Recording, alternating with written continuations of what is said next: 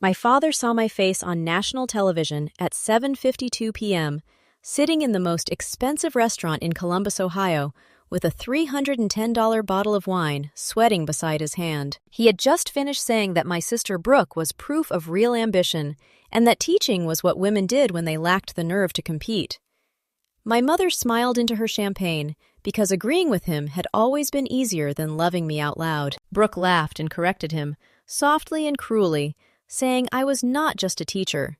I was a middle school teacher. That was supposed to make it funnier. Then, the CNN alert opened on his phone. The screen showed me in Washington, D.C., shaking hands with the Secretary of Education beneath a banner that read, National Teacher of the Year. The cameras caught the Crystal Award in my hands, and the former student crying because he had just told 2,000 people I was the reason he was alive.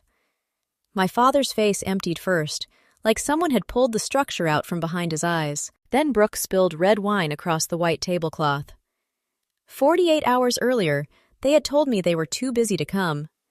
3 weeks before that night, I was still Miss Claire Whitman from room 217 at Cedar Ridge Middle School, wiping dry erase dust from my palms at 6:18 p.m., while the building smelled like floor wax, cafeteria marinara, and old paper.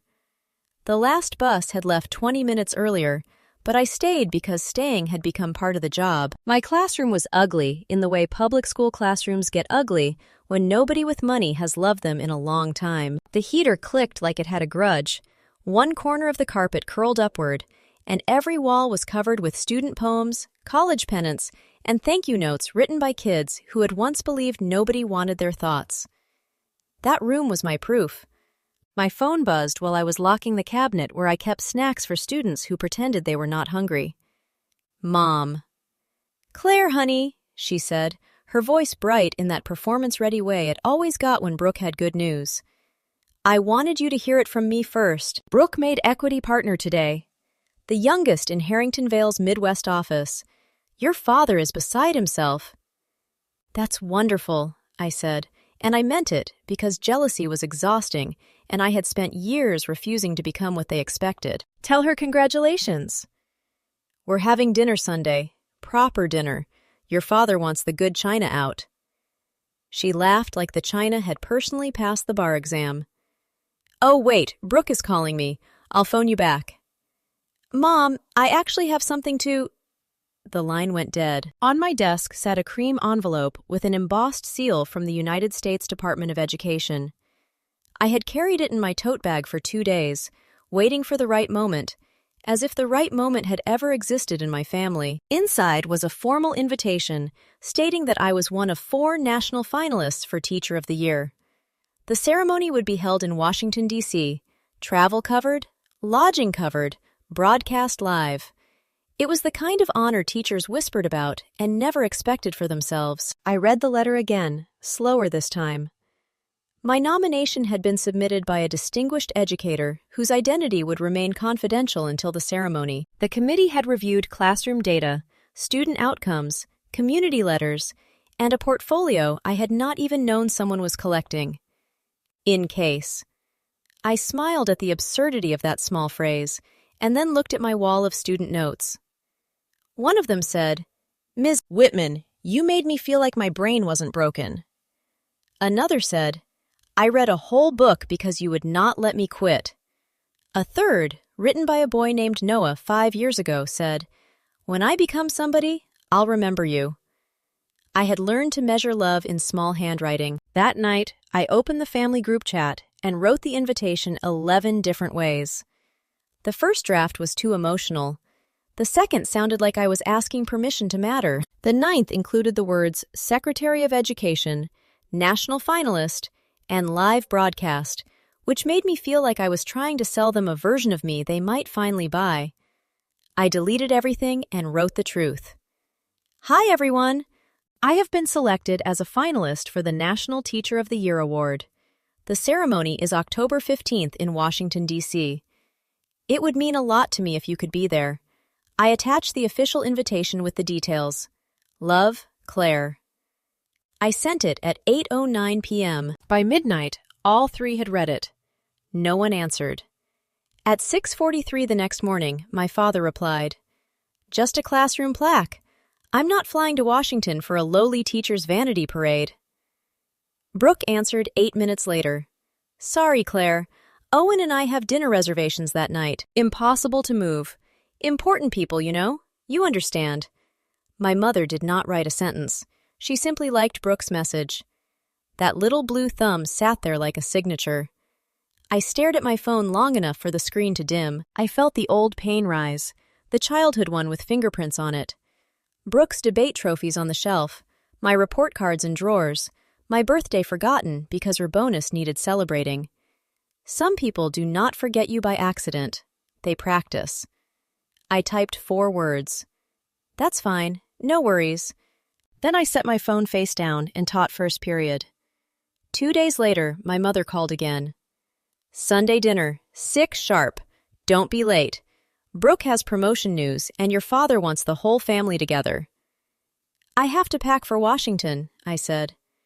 Oh, sweetheart, it's one dinner, and actually, there's a tiny document your father needs you to sign for the foundation. Nothing serious, just renewal paperwork. That was how my family handled requests. Wrapped in linen, served with guilt. The Whitman Family Learning Fund had been my father's favorite charitable costume for 6 years. He was a retired commercial banker who believed philanthropy looked best in glossy annual reports. My mother chaired luncheons. Brooke served as legal counsel. My name appeared on the website under educational advisor because, as Brooke once said, it gives us classroom credibility. They had donated 4 boxes of used headphones to my school in 2021 and photographed them from 6 angles. I arrived Sunday at exactly 6 p.m. Their house in Upper Arlington smelled like lemon polish, roasted salmon, and money trying not to look nervous. My father wore a cashmere sweater. Brooke sat at the head of the table in silk, one hand resting on Owen's wrist like she owned both the man and the room. Claire, she said, standing just enough to air kiss my cheek. You look tired. I came from school. On a Sunday? She smiled. That's bleak. My father lifted his glass before I sat down. To Brooke, equity partner at 37. 7 figures before 40. That is what discipline produces. My mother beamed. Owen looked down at his plate. He had always been quieter than the rest of them, which in my family made him either weak or observant. I had not decided which. Congratulations, I said. Brooke tilted her head. Thank you. You're still going to that teacher thing Tuesday? The national ceremony, yes. Right, the ceremony. My father carved into a salmon. Tell me again, do they give you a medal or just another mug? I took a sip of water. The ice clicked against the glass. Brooke laughed. Dad! What? I'm asking. Every profession has its little morale events. He looked at me with the calm cruelty of a man who believed he was being practical. Claire, you're 34. You're still renting. Still driving that noisy Subaru. Still buying crayons with your own money. At some point, you have to admit love does not pay a mortgage. My bills are paid. Barely, Brooke said. The table went still for half a breath. I set my fork down gently. I didn't realize my checking account was tonight's side dish. My mother sighed. Don't be defensive. We worry because we love you. No, I said, still calm. You worry because my life embarrasses you. My father's jaw tightened. Brooke's smile sharpened. Owen looked up. That's dramatic, Brooke said. Nobody is embarrassed. We just wish you had aimed higher. You were always bright enough to be useful. Useful. The word landed harder than it should have. Dessert came out untouched. My mother brought coffee in porcelain cups that chimed against their saucers. Then my father slid a navy folder across the table toward me. Sign page 6, he said. Standard annual certification for the foundation. It confirms Cedar Ridge received instructional materials through the Whitman Fund. Brooke reviewed it. I opened the folder. The room smelled suddenly different. Coffee, wax, salmon, and fresh printer ink. The pages listed an $86,740 distribution for literacy materials and software. Page 5 named me as on-site coordinator. Page 6 asked me to certify receipt of goods purchased with federal pass-through grant funds. My name was typed beneath the line. I looked up. Cedar Ridge didn't receive this. Brooke waved a hand. It did. Maybe not directly. These things are complicated. I manage the after-school literacy room. I inventory every donated item. My father leaned back. Claire, this is exactly why teachers should not comment on finance. The statement says I certify receipt. And you do, Brooke said, as our educational advisor. I can't certify materials I never saw. My mother's face hardened into injured softness. Your father has done so much for your school. You could show a little gratitude. I picked up the pen beside the folder and felt all three of them watching. The old Claire would have argued. The old Claire would have explained that federal pass-through funds came with requirements, that false certification was not a family favor, that my name on paper carried legal weight. But I had spent 12 years teaching children who lied badly and adults who lied beautifully. Evidence speaks better than outrage. I wrote one sentence in the margin of page 6. Received for review only, pending verification by Cedar Ridge administration. Then I signed beneath that note, dated it, and took a picture before closing the folder. Brooke's eyes narrowed. That wasn't necessary. It was accurate. My father's voice dropped. Do not make this difficult. I stood. I have a flight tomorrow. Brooke laughed softly. Flying economy to your little teacher pageant? The Department of Education booked first class, I said, and the ceremony is at the Kennedy Center, broadcast live. My father blinked. The invitation said that, I added, but you didn't read it. No one followed me to the door. Good. I drove home without music. At a red light on West 5th Avenue, CNN requested a pre-ceremony interview. 10 minutes later, I pulled into a gas station parking lot, opened my laptop, and searched the Whitman Family Learning Fund's public tax filings. I told myself I only wanted context. That was the lie I needed to begin. The audit took 4 hours and 12 minutes. I made coffee I did not drink and sat at my kitchen table while the refrigerator hummed and rain tapped against the fire escape. The Foundation's IRS Form 990 filings were public. So were state charity registrations, procurement summaries, and grant acknowledgments from the Ohio Department of Education. Most people think fraud hides in shadows. It does not. It hides in forms people assume nobody will read. I read everything. The first discrepancy was small. A $12,400 delivery listed on a day Cedar Ridge had been closed for a boiler failure. The second was louder.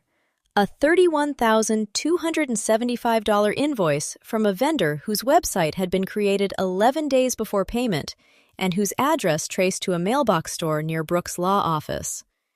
The third made my hands go cold. My signature appeared on a digital certification dated April 17th at 10:42 p.m., confirming receipt of $86,740 in federally supported literacy materials.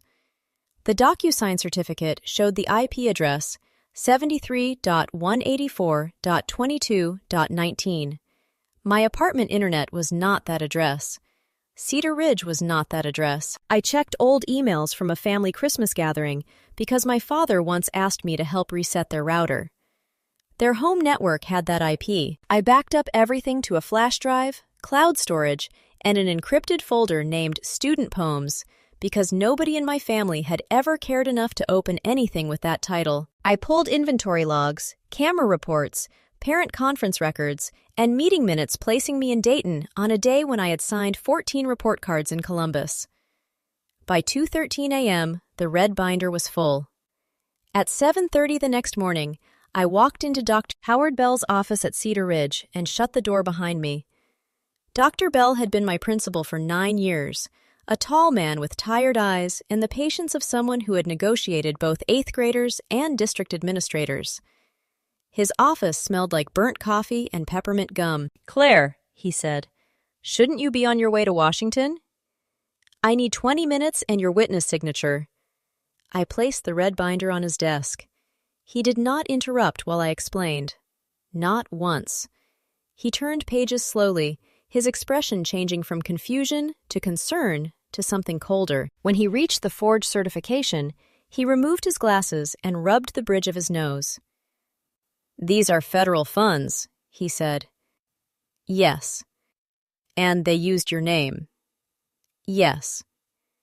He stared at the page for another 5 seconds, then picked up his phone. "I know someone at the Department of Education, Office of Inspector General." That was the first hammer. The second came from my grandmother, Ruth Caldwell, though I did not know it yet. Grandma Ruth had spent 38 years in education, 21 as a superintendent in Northern Ohio, and she had a way of making powerful people answer the phone. When I called her from the airport and told her only that there might be a problem with the Whitman Fund, she listened in total silence. I could hear a clock ticking somewhere behind her and the faint scrape of her pen across paper. Finally, she said, "Bring the binder." "Grandma, I already gave copies to Dr. Bell." "Bring the binder anyway." Then her voice softened. "And Claire?" "Yes?" "I nominated you." The terminal noise faded around me. She continued before I could speak. "I have watched you build a life out of service while your family mistook quiet work for small work. I sent the committee 6 years of student letters, improvement data, alumni statements, parent testimony, and administrator evaluations.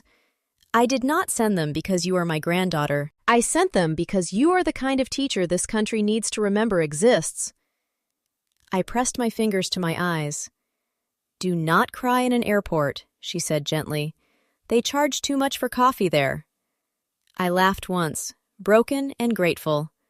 The flight to Washington felt unreal. First class had warm towels, glass cups, and a flight attendant who called me Ms. Whitman as if my name belonged in polished air.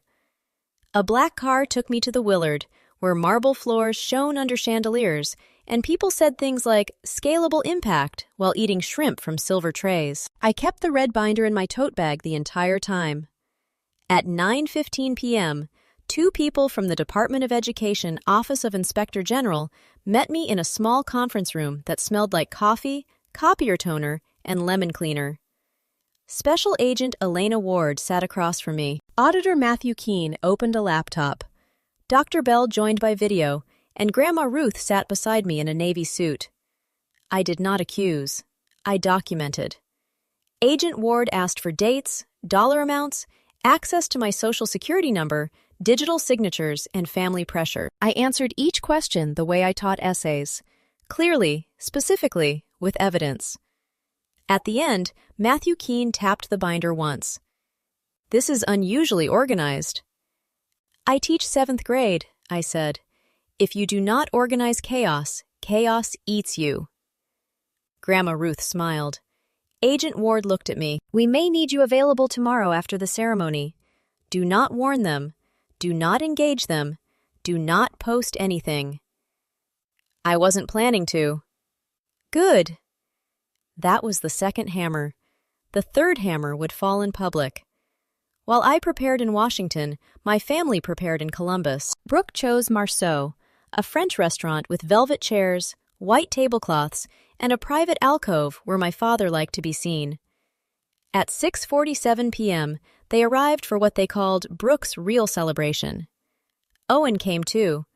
He later told me that he almost stayed home. At 7:03 p.m., while I stood behind the curtain at the Kennedy Center, listening to the muffled thunder of 2,000 people taking their seats, Brooke raised a glass in Columbus and said, "To meaningful achievement." My father answered, "To the daughter who understood the assignment." My mother laughed. Owen did not. At 7:18 p.m., a producer touched my elbow. "Ms. Whitman, you enter after the secretary's introduction. Follow the light." The stage smelled faintly of dust, hot cables, perfume, and polished wood. Cameras waited at every angle. I saw Grandma Ruth in the front row, and beside her sat a young man in a charcoal suit who made my chest tighten before my mind caught up. Noah Bennett. He had been 13 when he came to my class with sleeves pulled over bruised wrists and a reading level 3 grades behind. I kept granola bars in my desk for him, drove him to scholarship interviews, and sat beside him on a courthouse bench the day he became legally emancipated at 17. Now he stood 6 feet tall with a surgical resident badge clipped to his jacket. When the secretary called his name, Noah walked to the microphone and unfolded a single sheet of paper. His hands shook, but his voice did not. "When I was 14, he said, I thought school was a place adults sent you so they did not have to see you. Ms. Whitman saw me anyway." The ballroom went silent. She noticed I was hungry. She noticed I wore the same hoodie for 11 straight days. She noticed I wrote every essay like I was apologizing for being alive. She never embarrassed me. She never made me a project. She just kept showing up until I believed maybe I could show up too. I pressed my nails into my palm. I am a doctor now because one teacher refused to let a damaged kid become invisible. He turned toward me. "Ms. Whitman, you did not save me with speeches. You saved me with attendance forms, granola bars, scholarship deadlines, and the stubborn belief that my future was not finished." 2,000 people stood. I did not. I could not move. Then the secretary opened the cream envelope. The cameras moved closer. The room held its breath in a way I had only heard before a child read aloud for the first time. The 2024 National Teacher of the Year is Claire Whitman, Cedar Ridge Middle School, Columbus, Ohio. The sound hit me like weather. I walked to the stage through applause so loud it blurred the edges of the room. The secretary shook my hand. Noah was crying. Grandma Ruth was crying. Somewhere in the back, Dr. Bell was standing with both hands over his mouth, like he had just watched a miracle with poor funding. Then my father's phone lit up in Columbus. CNN pushed the alert at 7:52 p.m. Brooke saw the photograph first and said, "No." Then she said it again, softer, as if denying reality in a lower voice might improve the odds. My mother grabbed the phone. My father watched my name scroll beneath the headline. Ohio teacher Claire Whitman named National Teacher of the Year. Former student credits her with saving his life. Nominated by legendary educator Ruth Caldwell. Owen read the line aloud. The restaurant kept moving around them. Forks touched plates. A waiter poured wine. And somewhere near the bar, a woman laughed. At their table, the air collapsed. My father whispered, "Ruth nominated her?" Brooke's mouth opened, then closed. My mother said, "Why didn't Claire tell us it was this big?" Owen looked at all 3 of them. "She did. You didn't read the invitation." Nobody answered him. Back in Washington, I stepped to the podium with the speech I had written folded in my hand. It was safe. It mentioned literacy outcomes, community partnerships, and the moral urgency of public education. It thanked committees. It quoted research. It would have pleased everyone and wounded no one. I set it aside. Growing up, I began, I was taught that success had a price tag. I was taught that certain work mattered only if it came with a title, a bonus, or a table at the right restaurant. I was told, more than once, that teaching was what people did when they could not become anything else. The room quieted into attention. I know now that some people confuse quiet work with small work. They see a teacher buying pencils and think she failed to become powerful. They see a classroom with cracked tile and old books and think nothing important can happen there. But the most powerful rooms in America are not always courtrooms or boardrooms. Sometimes they are room 217, where a child who has been called broken learns to raise his hand. I looked toward Noah. Tonight, I accept this honor for every educator who stayed late, spent their own money, answered the email, made the phone call, filed the form, noticed the hunger, noticed the fear, noticed the child behind the behavior. Your work counts, even when your own family does not understand it. Your worth is not decided by people who benefit from making you feel small. Grandma Ruth pressed a hand to her mouth. And to anyone watching from a table where they are being underestimated, stay calm. Keep records. Tell the truth. Let your life become the evidence. The standing ovation lasted 3 minutes.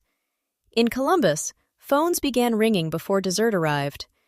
My father's golf partner asked why he was not in Washington.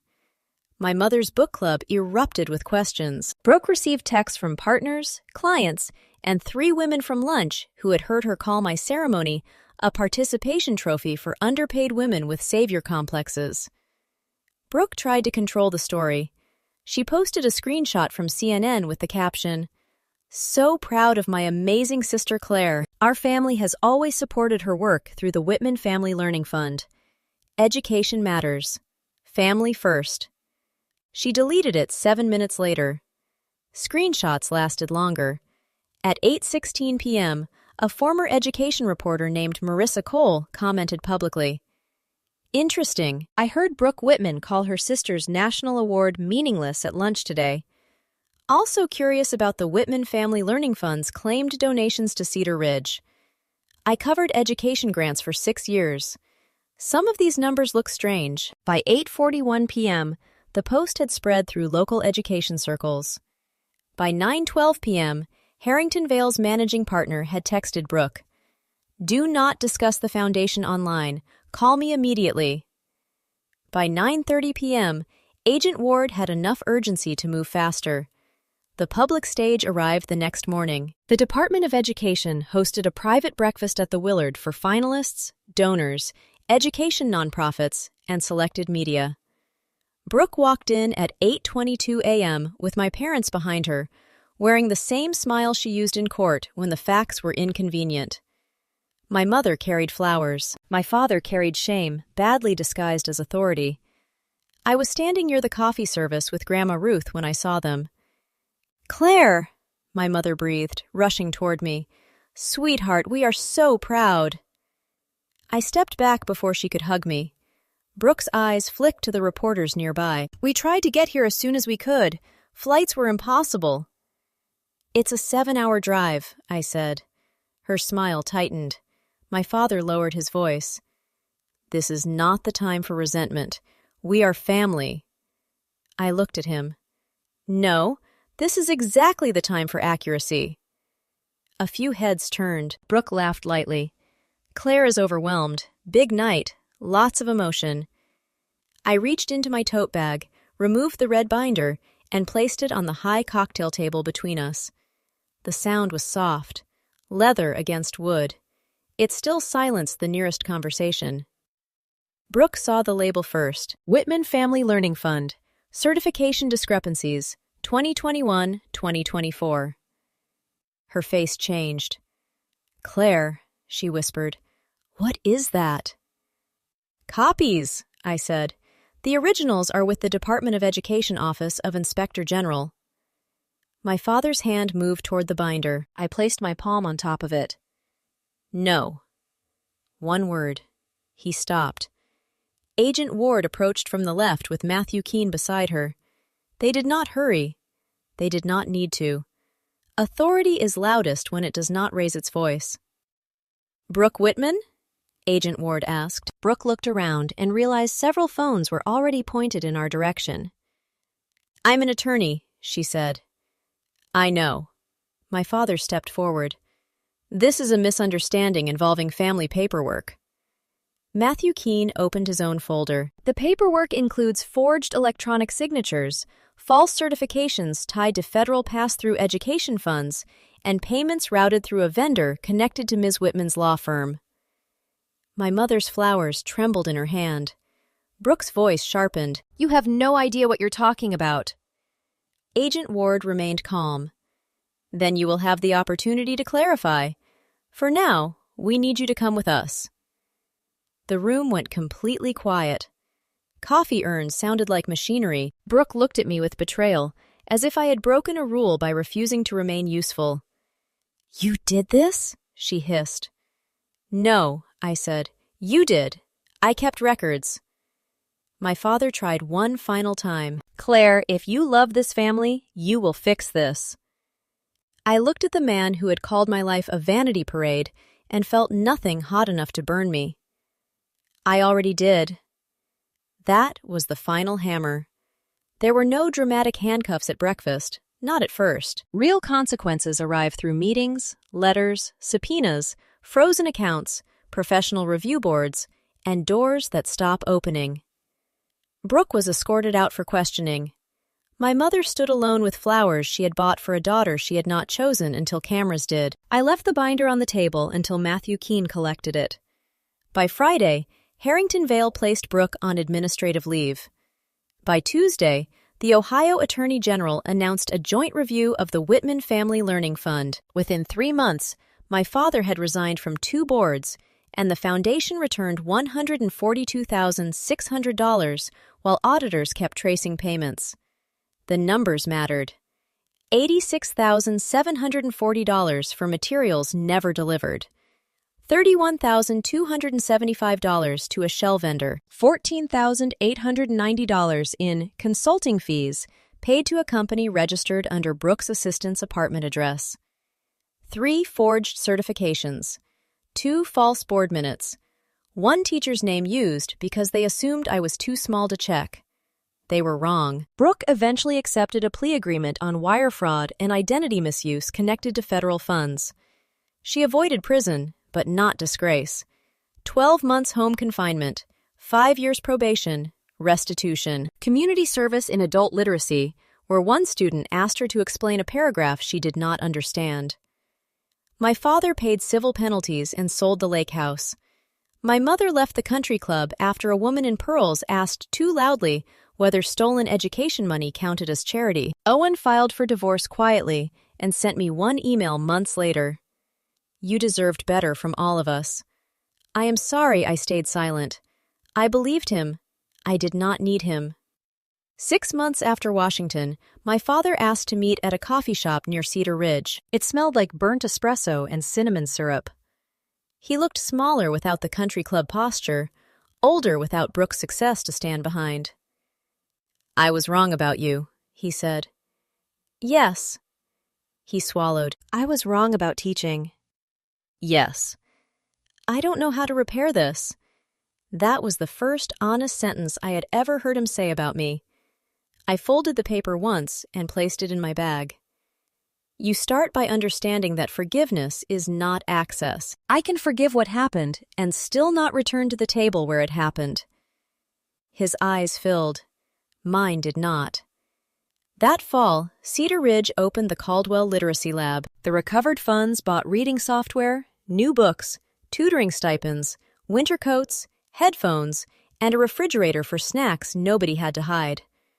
Noah came in his white coat and cried when a 7th grader asked if doctors could have been bad readers once. Yes, he told her, some of the best ones. I still teach in room 217. The heater still clicks.